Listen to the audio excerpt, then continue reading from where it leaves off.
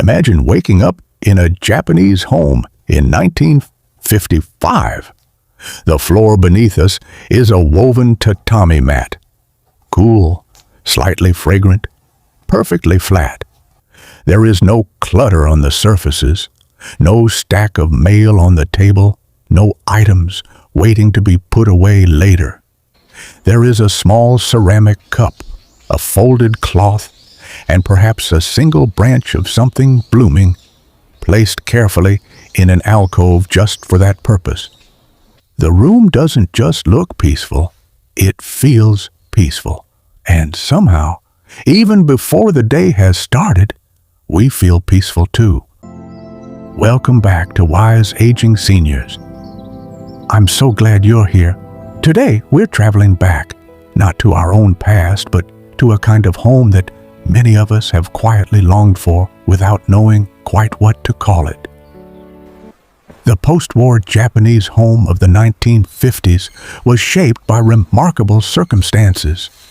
Families had very little, space was small, resources were carefully managed, and yet, the people who lived in those homes so often described them not as places of lack, but as places of deep sufficiency. What are the quiet truths we've always known, but perhaps tucked away?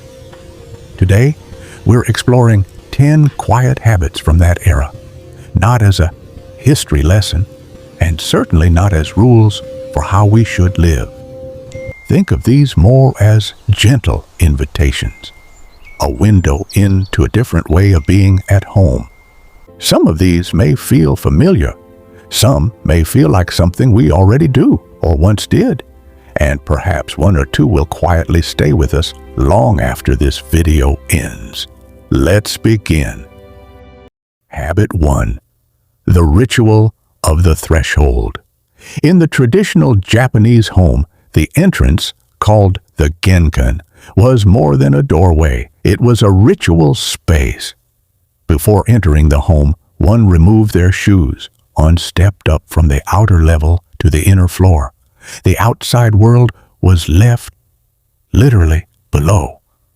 This wasn't just about keeping the floors clean. It was a signal to the body and the mind we are now somewhere different. We are now home.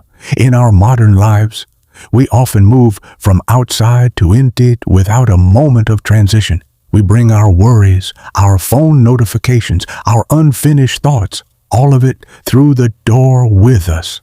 What if the simple act of removing our shoes, slowly, intentionally, could become our own quiet threshold ritual?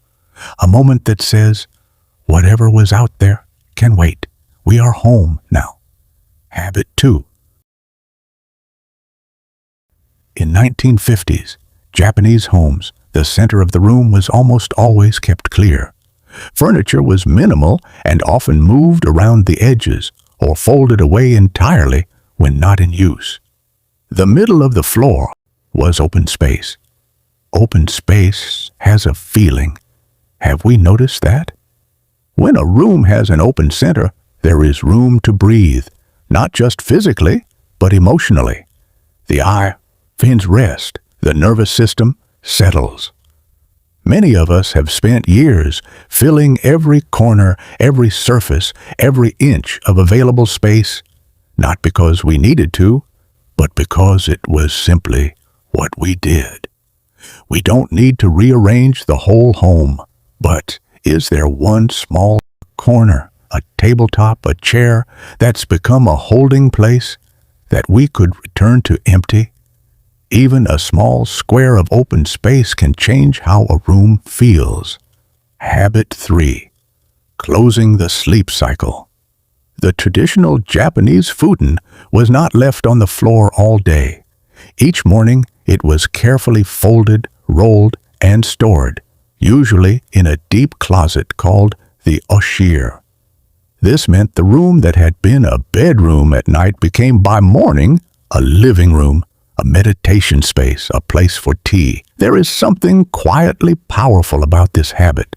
Whether it's folding a blanket or simply smoothing the sheets, the act of closing the sleep cycle helps us transition into the day.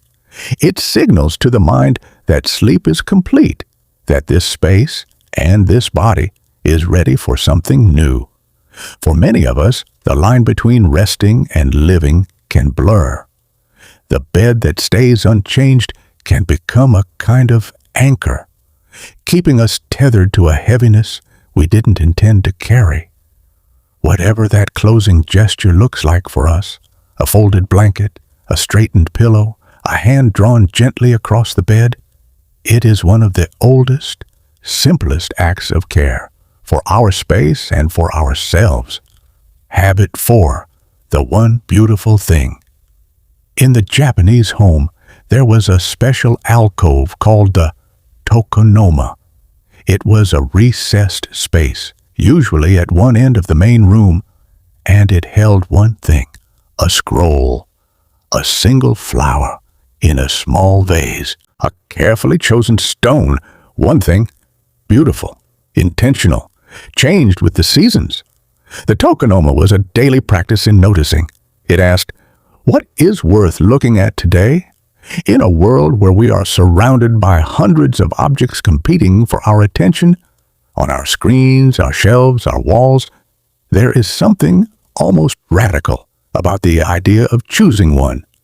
We don't need an alcove, but is there one surface in our home, a windowsill, a small table, a shelf, that we could dedicate to one beautiful, intentional thing?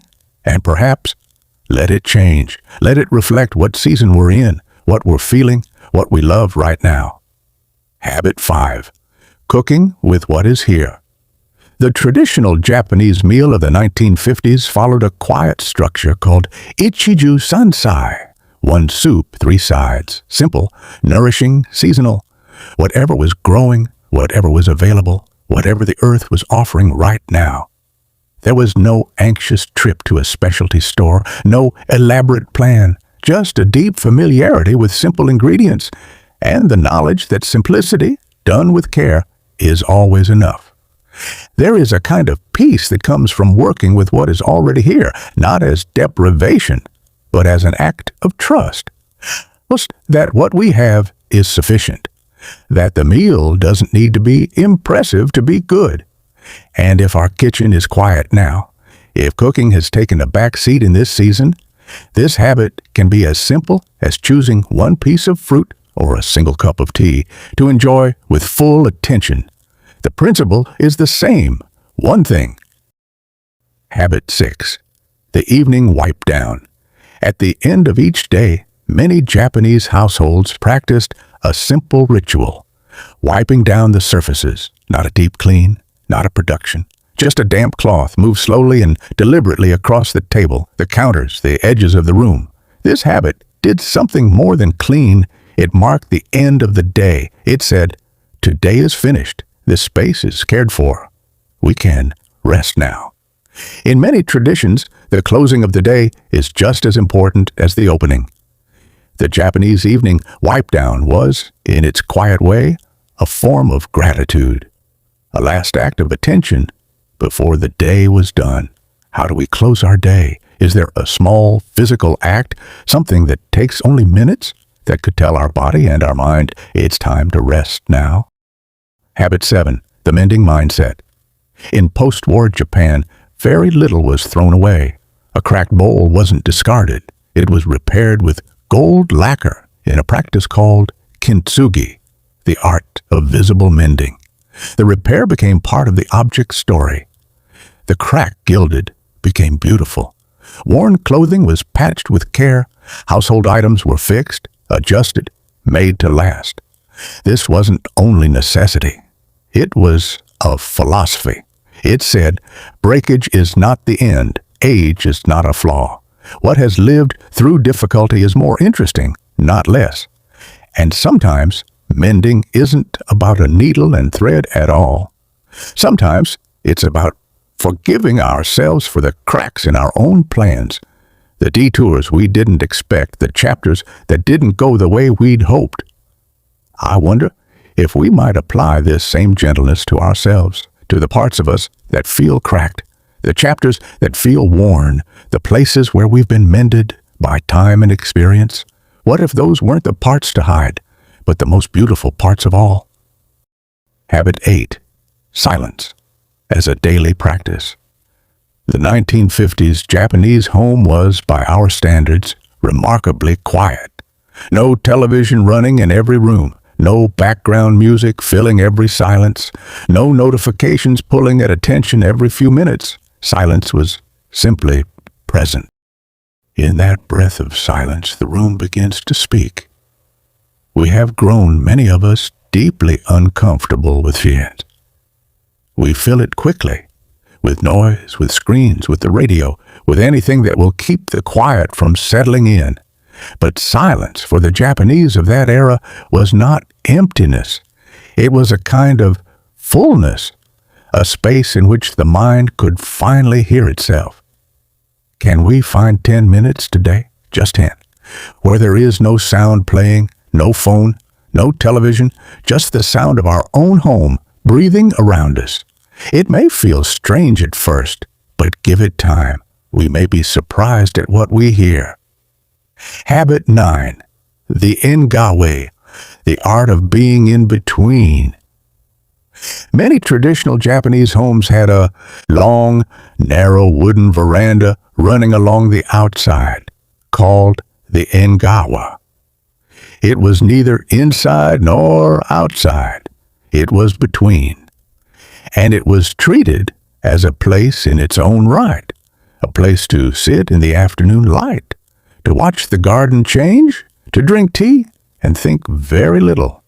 The Engawa was a built-in reminder that resting between things is not wasted time, that the moment between doing and doing, between one task and the next, has a value all its own.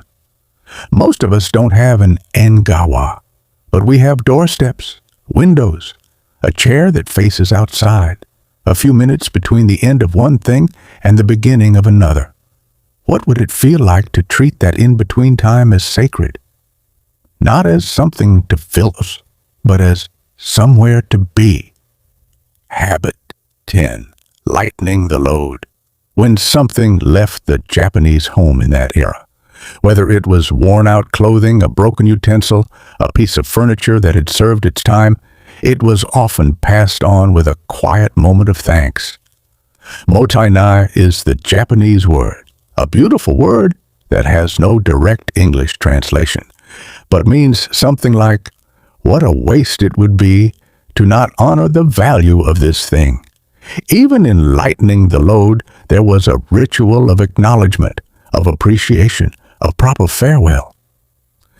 For those of us navigating the later chapters of life, sometimes the things we carry feel tangled up with much larger feelings, things that belong to people we loved, things that belonged to a version of ourselves we haven't quite said goodbye to yet. The Japanese practice of lightening the load doesn't make it easy, but it makes it meaningful. It says, this object mattered. It was here, and now we honor it by passing the torch with care. 10 habits. A single mat, a wiped clean table, an empty center, a cracked bowl repaired with gold. What strikes me about the 1950s Japanese home is not that it was perfect, or that those who lived in it had everything figured out. Life then had its own hardships, its own grief, its own weight. But the home itself seemed to hold people gently. It didn't demand. It didn't overwhelm. It simply offered space, stillness, a little beauty, and enough. I think many of us are quietly longing for that. Not the exact home, not the tatami or the tokonoma, but the feeling beneath it, the sense that where we live can hold us. That simplicity can be not a loss, but a gift we give ourselves. Which of these 10 habits spoke to you today? I'd love to know. Leave it in the comments below. Sometimes the one thing that stays with us is the one that was meant for us all along. If this video brought you a moment of quiet, I hope you'll share it with someone who might need the same. And if you're new here, welcome. This is a space for all of us who are living this season of life with intention, with honesty, and with open hands. I'll see you in the next one. Take good care.